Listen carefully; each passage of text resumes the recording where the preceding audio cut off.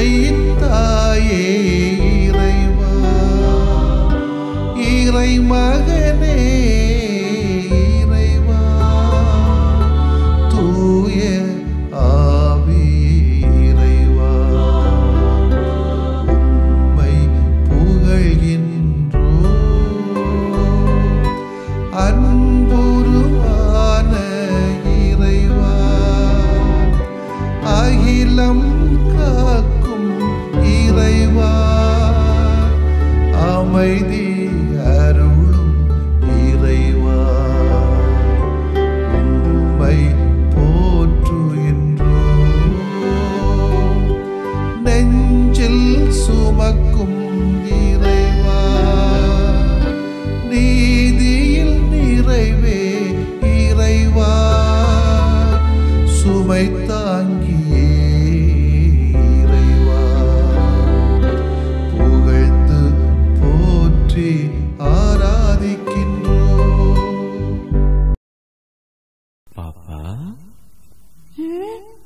கடவுளை தெரியுமா? கடவுள்னா? கடவுள்னவா இந்த வாழ்க்கையே அவர் தந்தது தானேம்மா. வாழ்க்கைனா? சரி, வாழ்வு என்பது பகிர்வாகும். பாடுங்க. வாழ்வு என்பது பகிர்வாகும். வாழ்ந்து சொன்னது இயேசுவாகும். வாழ்ந்து சொன்னது இயேசுவாகும். வாழும் பகிர்வை வழியை கொண்ட வாழும் உலகு வளமையாகும். வாழ்க என்று பகிர்வின் கொள்கையே இறையே வருக, நிறைவா எழுக. இறையே வருக, பகிர்வாய் எழுக. வாழ்வு என்பது பகிர்வாகும். வாழ்ந்து சொன்னது இயேசுவாகும். வாழ்வில் பகிர்வை வழியாய் கொண்டால் வாழும் உலகு வளமாயாகும். வாழ்க என்றும் பகிர்வின் கொள்கையே. இறையே வருக, நிறைவா எழுக. இறையே வருக, பகிர்வாய் எழுக.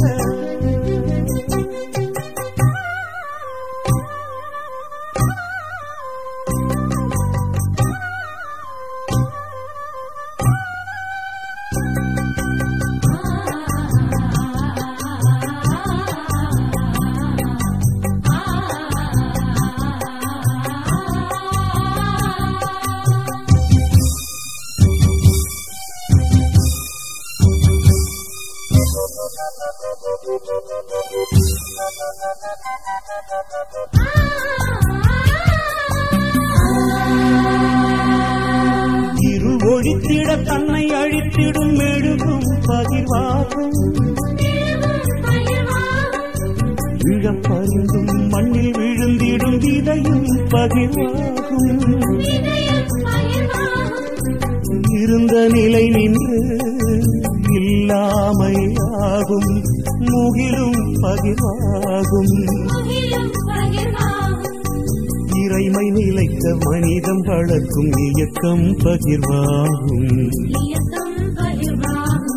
இறையே வருக,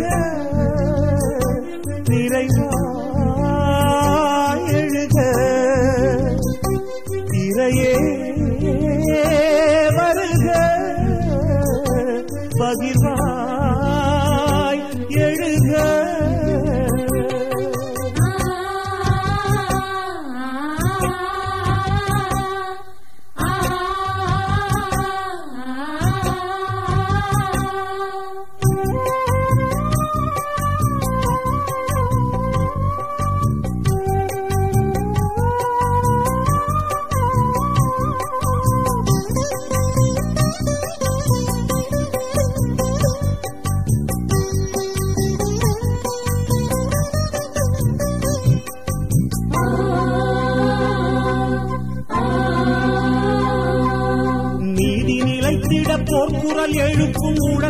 பகிர்வாகும். முழக்கம் பகிர்வாகும். உண்மை காத்திட ஒருங்கிணைந்த சிந்தனை பகிர்வாகும். சிந்தனை பகிர்வாகும். உழைப்போர் தேவை உணர்ந்து வழங்கும் ஊதியம் பகிர்வாகும். ஊதியம் பகிர்வாகும். நலிந்தோர் உரிமை பெற்றிடச் சிந்தும் உதிரம் பகிர்வாகும். உதிரம் பகிர்வாகும். வாழ்வு என்பது பகிர்வாகும். வாழ்ந்து சொன்னது இயேசுவாகும். வாழ்வில் பகிர்வை வழியாய் கொண்டால் வாழும் உலகு வளமையாகும். வாழ்க என்றும் பகிர்வின் கொள்கையே. இறையே வருக, இறைவா எழுக. இறையே வருக, பகிர்வாய் எழுக. யோவான் எழுதிய நற்செய்தி அலகு 6 இறை சொற்றொடர்கள் 51 முதல் 58 வரை. அக்காலத்தில் இயேசு மக்கள் கூட்டத்தை நோக்கி, விண்ணகத்திலிருந்து இறங்கி வந்த வாழ்வு தரும் உணவு நானே. இந்த உணவை எவராவது உண்டால் அவர் என்றுமே வாழ்வார். எனது சதையை உணவாக கொடுக்கிறேன். அதை உலகு வாழ்வதற்காகவே கொடுக்கிறேன். நாம் உண்பதற்கு இவர் தமது சதையை எப்படி கொடுக்க இயலும் என்ற வாக்குவாதம் அவர்களிடையே எழுந்தது. இயேசு அவர்களிடம், உறுதியாக உங்களுக்கு சொல்கிறேன், மானிட மகனுடைய சதையை உண்டு அவருடைய இரத்தத்தை குடித்தால் ஒழிய நீங்கள் வாழ்வு அடைய மாட்டீர்கள். எனது சதையை உண்டு என் இரத்தத்தை குடிப்பவர் நிலை வாழ்வை கொண்டுள்ளார். நானும் அவரை இறுதி நாளில் உயிர்த்தெழச் செய்வேன். எனது சதை உண்மையான உணவு, எனது இரத்தம் உண்மையான பானம். எனது சதையை உண்டு எனது இரத்தத்தை குடிப்போர் என்னோடு இணைந்திருப்பர், நானும் அவர்களோடு இணைந்திருப்பேன். வாழும் தந்தை என்னை அனுப்பினார், நானும் அவரால் வாழ்கிறேன். அதுபோல் என்னை உண்போரும் என்னால் வாழ்வர். விண்ணகத்திலிருந்து இறங்கி வந்த உணவு இதுவே. இது நம் முன்னோர் உண்ட உணவு போன்றது அல்ல. அதை உண்டவர்கள் இறந்து போனார்கள். இவ்வுணவை உண்போர் என்றும் வாழ்வர். ஆண்டவரின் அருள்வாக்கு. இறைவா உமக்கு நன்றி. கிறிஸ்து இயேசுவில் பிரியமுள்ள சகோதர சகோதரிகளை, பொது காலத்தின் 20வது ஞாயிற்றுக்கிழமை நற்கருணையின் மூலமாக ஆண்டவர் அனைவரையும் தொட்டு குணப்படுத்தி பலப்படுத்தி நலப்படுத்த வேண்டும் என்று உங்களுக்காக நான் ஜெபிக்கிறேன். யார்கிட்டையாவது போய் உங்களுக்கு பூசையில் பிடிச்ச பகுதி என்னன்னு கேட்டால் ஆளாளே கொஞ்சம் கொஞ்சம்லாம் சொல்லுவாங்க, விருப்பம் போல சொல்லுவாங்க. பூசையில் நடுப்பகுதி தான் பிடிக்கும், காணிக்க பகுதி தான் பிடிக்கும், அல்லது இறைவார்த்தை பகுதி பிடிக்கும், அல்லது எழுந்தேற்ற சமயத்தில் உள்ளது பிடிக்கும், அப்படியெல்லாம் சொல்லுவாங்க. ஒரு சில பேர் என்ன சொல்லுவாங்க தெரியுமா? இப்போ உள்ள காலத்தில் சாமியார் சொல்லுவார்ல, கடைசியில் சென்று வாருங்கள், திருப்பலி முடிந்தது, இறைவா உமக்கு நன்றி என்று சொல்றதுக்கு முன்னாலேயே போவாங்களே, இதுதான் என்னை கொஞ்சம் பேருக்கெல்லாம் பிடிக்குது. அந்த அளவுக்கு இன்னைக்கு நம்ம நற்கருணை மீது உள்ள பக்தியும் பாசமும் குறைந்து கொண்டே போகிறது. நற்கருணை வாழ்வை நமக்கு தருவது, அதுவும் நிலையான நிம்மதியான நிறைவான வாழ்வை தருவது. என்றும் வாழ்வர் நிலை வாழ்வை கொண்டுள்ளனர். உலகு வாழ்வதற்காகவே என்றெல்லாம் நற்கருணையை முன்னிறுத்தி சொல்லப்பட்ட இத்தகைய வார்த்தைகள் நற்கருணையின் சிறப்பையும் தேவையையும் உறுதி செய்கிறது. நற்கருணையின் முழு ஆற்றலையும் பெற்றிட நாம் செய்ய வேண்டியது என்ன தெரியுமா? ஒன்று நம்பிக்கை வேண்டும், இன்னும் ஒன்று நிறைவான மனம் வேண்டும், இன்னும் ஒன்று இணைந்திருக்க வேண்டும், மற்றொன்று வாழ்வாக்க வேண்டும். இயேசுவே வாழ்வு, அவரது உடலும் இரத்தமும் நிலை வாழ்வு தருவது என்ற நம்பிக்கை நமக்கு வேண்டும். இதை ஏற்றுக்கொள்வது மிக கடினம். இப்பேச்சை இன்னும் கேட்டுக்கொண்டிருக்க முடியுமா என்ற நம்பிக்கையற்றவர்கள், முணுமுணுப்பவர்கள் இவ்வாழ்வை பெற முடியாது. பலர் அவரை விட்டு விலகினார்கள். இரண்டாவது, கிடைத்ததில் நிறைவடைய வேண்டும். இறைவன் தந்தது போதும், இறைவன் தந்தது நல்லது என்ற நிறைவு வேண்டும். ஆசைப்பட்டு அவதிப்படக்கூடாது. கையில் இருப்பதில் நிறைவடையாமல் பறப்பதற்கு ஆசைப்படக்கூடாது. இருப்பதையும் இழப்பதற்கு ஏதுவாகும். மூன்றாவதாக, இணைந்திருத்தல். எனது சதையை உண்டு எனது இரத்தத்தை குடிப்போர் என்னோடு இணைந்திருப்பர், நானும் அவர்களோடு இணைந்திருப்பேன். நீங்களும் என்னோடு இணைந்திருந்தால் அன்றி கணிதர இயலாது. நீங்கள் என்னுள்ளும் என் வார்த்தைகள் உங்களுள்ளும் நிலைத்திருந்தால் நீங்கள் விரும்பி கேட்பதெல்லாம் நடக்கும் என்று சொல்லப்படுகிறது. எனவே நாம் நற்கருணை பந்தியிலே கலந்து கொள்கின்றவர்கள் எப்பொழுதுமே இணைந்திருக்க வேண்டும். 4வது, வாழ்வாக்க வேண்டும். நற்கருணையை வாழ்ந்து அனுபவிக்க வேண்டும். அப்போது நிலை வாழ்வை அனுபவிப்போம். பிறருக்காக வாழும்போது தியாகத்தில், இழப்பதில், கொடுப்பதில் இந்த நற்கருணையை நாம் வாழ்கிறோம். இப்போது நிலை வாழ்வை, நிறைவாழ்வை நற்கருணையிலிருந்து பெறுகிறோம். நிறைவாழ்வை பெறுவோம் என்ற ஒரு மகிழ்ச்சியான சூழலோடு இந்த நற்கருணை பந்தியிலே கலந்து கொள்ள வேண்டும் என்றுதான் திருச்சபை எதிர்பார்க்கிறது. ஆனால் இன்றைக்கெல்லாம் ஒரு வாடிக்கையாகவே மாறிவிட்டதோ என்று எனக்கு தோன்றுகிறது. நற்கருணையில் கலந்து கொள்வதே, நற்கருணை பந்தியிலே பலியிலே கலந்து கொள்வதே ஒரு வாடிக்கையான வழக்கமான ஒன்றாக மாறிவிட்டதோ என்ற ஒரு பயம் எனக்குள்ளே இருக்கிறது. அதற்கான தயாரிப்பு, அதற்கு உரிய மதிப்பு எல்லாம் யோசிக்கிற சமயத்தில் எல்லாம் கொஞ்சம் கஷ்டமாக தான் இருக்குது. கையில் வாங்கிறதா நாக்கில் வாங்கிறதா என்பதுதான் நமக்கு முக்கியம். சண்டை போட்டுருக்கிற மொழிய இந்த நற்கருணையில் யார் இருக்கிறார், யாராக நாம் மாற வேண்டும், யாராக வாழ வேண்டும் என்ற ஒரு சவால்களை சந்திப்பதற்கு இன்றைக்கு இந்த திருச்சபை கஷ்டப்படுகிறது. இந்த திருவுணவை பெறாமல் ஒவ்வொரு முறையும் புதிய ஆர்வத்தோடு, புதிய உற்சாகத்தோடு இந்த விருந்திலே பங்கு பெற வேண்டும் என்ற ஒரு அழைப்பு திருச்சபை இன்றைக்கு கொடுக்கிறது. ஒவ்வொரு நாளும் வித்தியாசமான ஒரு உணர்வு நம்மிடத்தில் வருகிறது. பழைய ஏற்பாட்டிலே கொடுத்த மன்னா, அதை உண்டவர்கள் இறப்பார்கள் என்று சொல்லப்படுகிறது. ஆனால் இயேசு என்ற மன்னா, இயேசு என்ற நற்கருணையை உண்கின்றவர்கள் நிலை வாழ்வு பெறுவார்கள் என்பதுதான் இந்த இறைவார்த்தையினுடைய கடைசி பகுதியாக நமக்கு சொல்லப்படுகிறது. அன்புக்கு இணையவர்களே, புதிய ஏற்பாட்டு மன்னா இயேசு. அந்த இயேசு தானாகவே மன்னாவாக மாறிவிடுகிறார், மன்னாவாக இருக்கிறார். அந்த மன்னாவை நம்பிக்கையோடு உண்கின்றவர்கள் நிச்சயமாக நிலை வாழ்வு பெறுவார்கள். கஷ்டப்பட்ட பொழுதிலும் நமக்கு ஒரு சக்தியை, பலத்தை தருவதாக இந்த நற்கருணை நம்முடைய வாழ்வின் மையமாக இருக்கும். அதுவாகவே மாறட்டும். ஆமென். மன்றாடுவோமாக. வானக உணவான இயேசுவே, நிலை வாழ்வு தரும் உணவாக உம்மையே எங்களுக்கு தந்திருப்பதற்காக உம்மை போற்றுகிறோம். நிறைவு தருகிற உம் திருவிடலை நாங்கள் மதிப்போடு பெற, தயாரிப்போடு பெற அருள்தாரும். மாபெரும் உமது கொடைகளுக்காக எந்நாளும் நாங்கள் நன்றி செலுத்துகிற பொழுது நாங்கள் ஒருவரோடு இணைந்து பந்தியிலும் பணியிலும் பயணிக்க எங்களுக்கு வாழ்விற்கான சக்தியை தாரும். நற்கருணை செயல்களிலே எங்களை நாங்கள் ஈடுபடுத்தி கொண்டு நாங்களும் நற்கருணையாகவே மாறிட எங்களுக்கு ஆற்றலை தாரும் ஆண்டவரே. ஆமென்.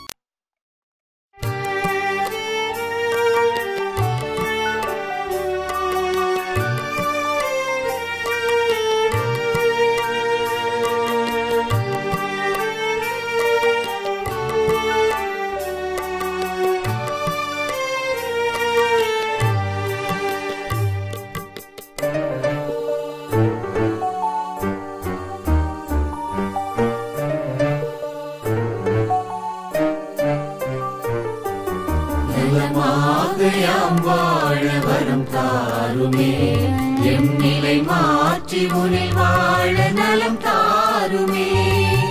நலமாகையாம் வாழ வரம் தாருமே, எம் நிலை மாற்றி உனில் வாழ நலம் தாருமே.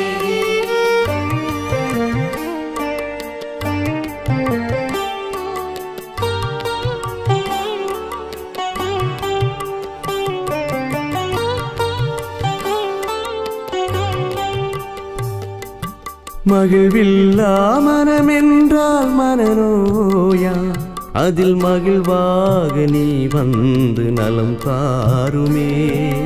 நலமாகையாம் வாழ வரம் தாருமே. பொய் கூறும் நாவென்றால் பேய் நோயா, அதில் மெய்யாக நீ வந்து நலம் தாருமே. நலமாகையாம் வாழ வரம் தாருமே, எம் நிலை மாற்றி உனில் வாழ நலம் தாருமே.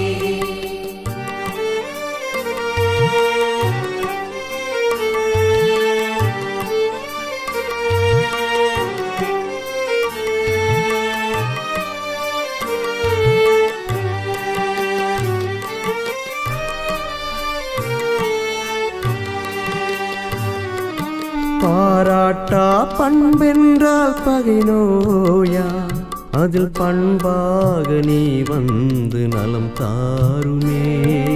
நலமாக யாம் வாழ வரம் தாருமே.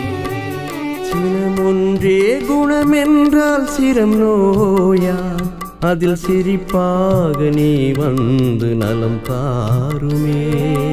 நலமாக யாம் வாழ வரம் தாருமே. எம் நிலை மாற்றி உனில் வாழ நலம் தாருமே.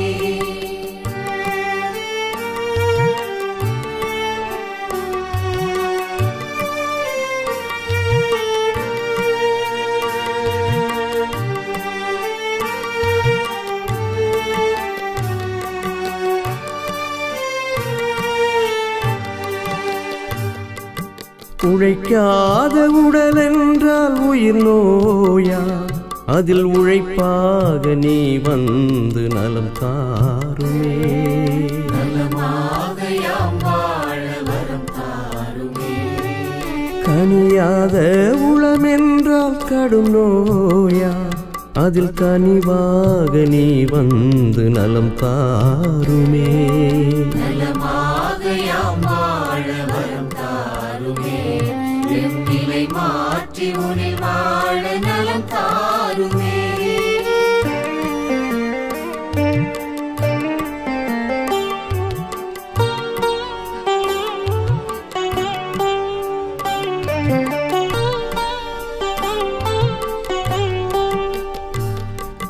நல்லெண்ணம் இழந்திட்டால் உளநோயா அதில் நல் உணர்வாய் நீ வந்து நலம் தாருமே. நலமாக யாம் வாழ வரம் தாருமே. நம்பிக்கை களைந்திட்டால் வாழ்வில்லையா அதில் நலமாக்கும் நீ வந்து வாழ்வாகுமே. நலமாக யாம் வாழ வரம் தாருமே. எம் நிலை மாற்றி உனில் வாழ நலம் தாருமே.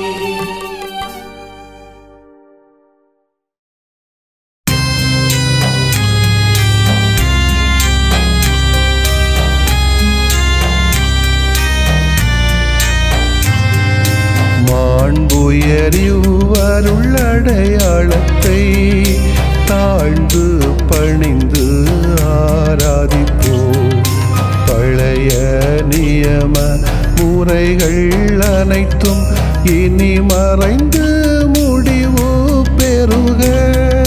புதிய நியம முறைகள் வருக. புலன்களாலே மனிதன் இதனை அறிய இயலா. குறைகள் நீக்க நம்பிக்கையின் உதவி பெறுக.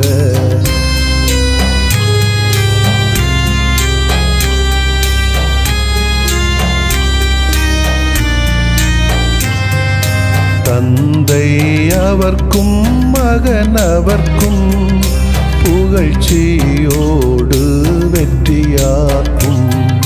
மீட்பின் பெருமை மாட்சிமையோடு வலிமை வாழ்த்து யாவுமாக. இருவரிடமாய் வருகின்றவராம் தூய ஆவியானவர்க்கும் அளவில்லாத சமப்புகழ்ச்சி என்றுமே உண்டாகுக. ஆமென். வானின்று அவர்களுக்கு அப்பமளித்தீரே.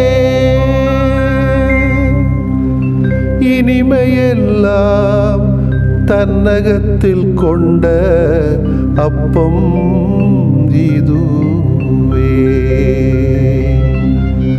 மன்றாடுவோமாக. இறைவா, இந்த வியப்புக்குரிய அருளடையாளத்திலே உம்முடைய பாடுகளின் நினைவை எங்களுக்கு விட்டு சென்றீ.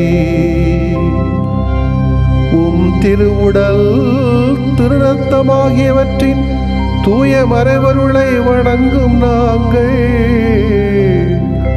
உமது மீட்பின் பயனை இடைவிடாமல் துய்த்து உணர்ந்து மகிழ அருள்வீராக.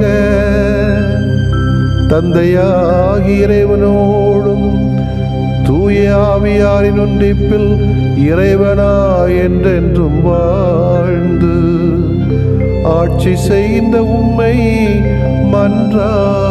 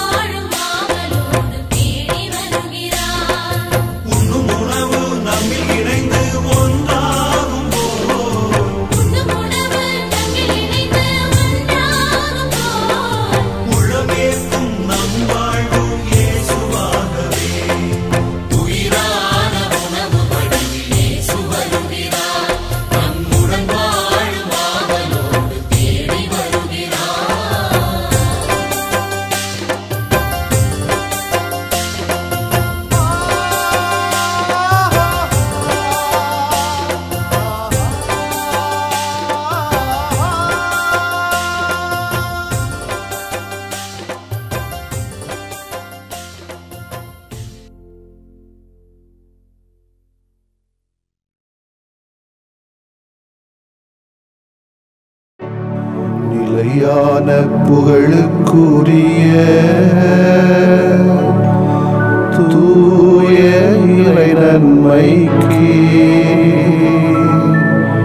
எல்லா காலமும் தொழுகையும் புகழும் போற்றியும் ஆட்சிமையும் உண்டாக கடவது. போற்றியும் ஆட்சிமையும் உண்டாக கடவது. தந்தை, மகன், தூய ஆவியாரின் பெயராலே ஆமென்.